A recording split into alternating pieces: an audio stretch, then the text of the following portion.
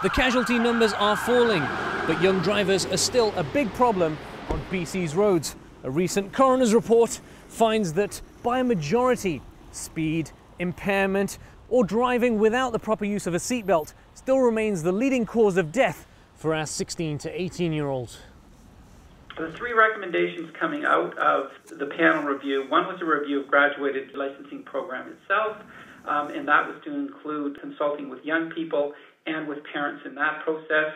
The second recommendation was around enhanced data collection. The third recommendation was about reducing speed, and because traffic fatalities are preventable, it's important that we look at ways that we can further reduce those numbers. That's my biggest fear, probably distraction, cell phones, texting, music, too many people in the car. Unfortunately, they think they know everything, but they still got lots to learn. So what does it restrict you to? I think you can't drink and you can't drive more than 2 people unless they're like your family members. Parents of young drivers are being reminded that modelling their own safe and responsible automobile habits could largely influence their children's and in turn save lives. Dean Atwell, Joy TV News.